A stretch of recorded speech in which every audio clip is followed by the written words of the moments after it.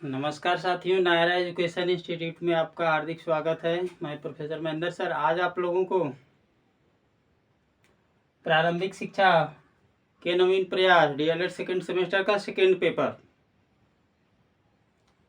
इसमें शिक्षा का अधिकार अधिनियम 2009 को लेकर के आया हूँ। इससे संबंधित कुछ बातें बताऊंगा आपको।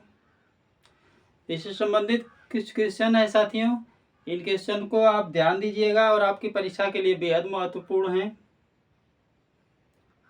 इस पर चर्चा करने से पहले मैं चाहूँगा कि जो भी साथी आप नायरा एजुकेशन इंस्टीट्यूट परिवार से जुड़ करके वीडियो देख रहे हैं, प्लीज़ वीडियो को तुरंत लाइक कर दीजिए, पहले सब्सक्राइब कर दीजिए अगर पहली बार जुड़े हुए हों तो, और अपने साथियों को शेयर कर दीजिए कि ज़्यादा से ज़्यादा आपके साथी लोगों को, इस डीएलएड करने वाले साथियों को शिक्षा का लाभ मिल सके। तो आइए साथियों, ज़्यादा देर न करते हुए अब सीधे हम चलते हैं। शिक्षा का अधिकार अधिनियम 2009 कब पारित हुआ भाई? शिक्षा का अधिकार अधिनियम 2009 कब पारित हुआ साथियों? इसके लिए कई डेट आपको दे देगा, लेकिन उसमें ध्यान दीजिएगा ये 27 अगस्त की बात है। 27 अगस्त 2009 को इसे पारित किया गया। शिक्षा का अधिकार अधिनियम 2009 27 अगस्त 2009 को पारित किया गया। अगला क्वेश्चन, यह अधिनियम, जब कोई अधिनियम बन गया, कोई एक्ट बना, तो यहाँ पर थोड़ा सा आप कोई भी व्यवस्था पूरे भारत देश पर लागू होती है, लेकिन शिक्षा का अधिकार अधिनियम 2009 जो है, यहाँ पे बताया कि यह अधिनियम किस स्टेट पर लागू नहीं किया गया। उसमें ऐसा क्या दिक्कत थी जिसको जो है कि ये बताया गया कि ये पूरे भारतवर्ष पे लागू होगा, लेकिन इस स्टेट पर लागू नहीं होगा। तो शिक्षा का अधिकार अधिनियम 2009 साथियों, दो स्टेट जम्मू और कश्मीर पे लागू नहीं करने की बात की गई कि ये इसको छोड़ करके बाकी पूरे भारतवर्ष पे लागू होगा। तो क्या होगा? जम्मू और कश्मीर। जम्मू कश्मीर।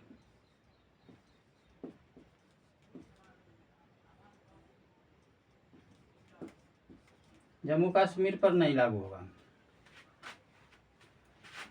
अगला क्वेश्चन साथियों, कैपिटेशन शुल्क क्या है? कैपिटेशन शुल्क कम से कम मैं समझ रहा हूं कि ये दसनों बीसनों बार ये डीएलएड में पूछा गया है। कैपिटेशन शुल्क क्या होता है? तो साथियों, कैपिटेशन शुल्क वह होता है जिसमें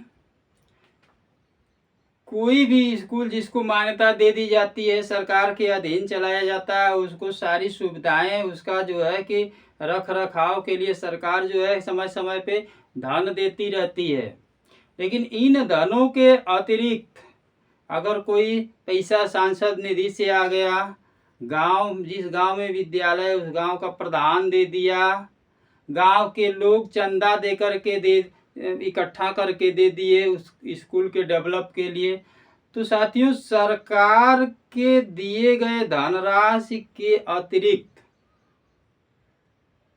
वह धन जिसे सरकार ने दिया है, उसके अतिरिक्त ऐसा कोई भी धन जो विद्यालय के विकास के लिए विधायक के द्वारा, सांसद के द्वारा, ग्राम प्रधान के द्वारा और नगर पालिका ये जो चेयरमैन होते हैं उसके द्वारा, गांव के लोगों के चंदे का पैसा, ये सब पैसा, मतलब सरकार के अलावा जो भी पैसा विद्यालय को मिल रहा है, विद्यालय को स्वेच्छानुसार लोग दे रहा है, वह पैसा जो है, वह धनराशि जो है कैपिटेशन शुल्क के अंतर्गत आता है।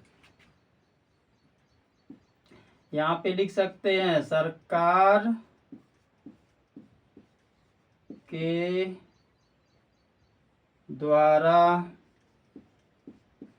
दी गई धनराशि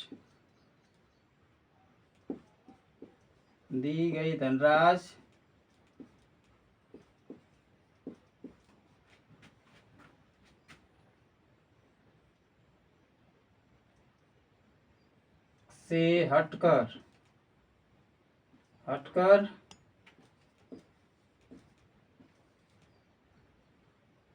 प्राप्त धनराशि, ये कैपिटेशन शुल्क होता है। अगला क्वेश्चन, बच्चा का अर्थ, शिक्षा का अधिकार 2009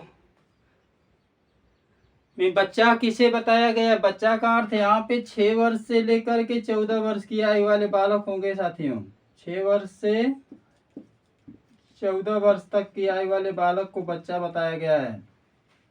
अगला क्वेश्चन, प्रारंभिक शिक्षा से आशय क्या है? प्रारंभिक शिक्षा वह शिक्षा, मतलब प्रारंभिक शिक्षा किसको बताया गया है? तो साथियों प्रारंभिक शिक्षा जो है कक्षा 1 से लेकर के कक्षा 8 तक की शिक्षा व्यवस्था, कक्षा 1 से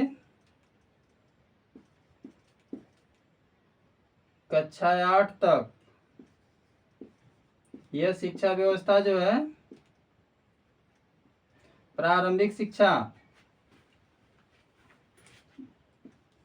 के अंतर्गत व्यवस्थित है, इसको ध्यान दीजिएगा साथियों। छात्रवृत्ति की व्यवस्था, छात्रवृत्ति एक, इसको भी जान लीजिए। छात्रवृत्ति कक्षा 1 से 5 तक, 1 से 5 तक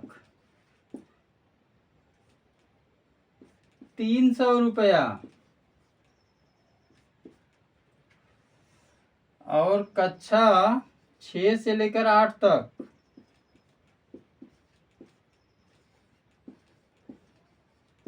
ये जो है 480 रुपये छात्रवृत्ति की व्यवस्था बनाई गई है। इस चीज को ध्यान में रखिएगा।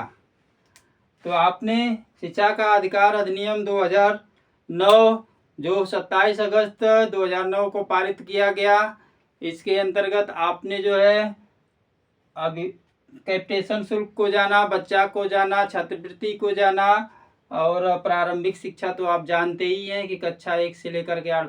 ज़्यादा लोग भ्रांति कर देते हैं कि प्रारंभिक शिक्षा कक्षा 1 से लेकर के कक्षा 5वीं तक होती है। नहीं साथियों, ये बेसिक शिक्षा विभाग है DLED, जो कक्षा 1 से लेकर के 8वीं कक्षा तक की जो है पढ़ाई का जिम्मेदारी लिया हुआ है। इसके बाद 9वीं कक्षा से लेकर के 12वीं कक्षा तक की जो शिक्षा व्यवस्था है साथियों, इसके लिए जो शिक्षा आयोग गठित किया गया वो माध्यमिक शिक्षा के अंतर्गत आता है। इसके ऊपर की जो उच्च शिक्षाएं हैं वो विश्वविद्यालय स्तर की शिक्षाएं होती हैं। तो साथियों इस बात को ध्यान में रख करके ही अपने परीक्षा की तैयारी, अपने कोर्स की तैयारी करें। अगले वीडियो का इंतजार करिएगा। तब तक के लिए हम बहुत जल्द ही जो है वीडियो लेकर के आएंगे, और बस यहीं पे अपना वीडियो एंड करते हैं। नमस्कार, जय हिंद।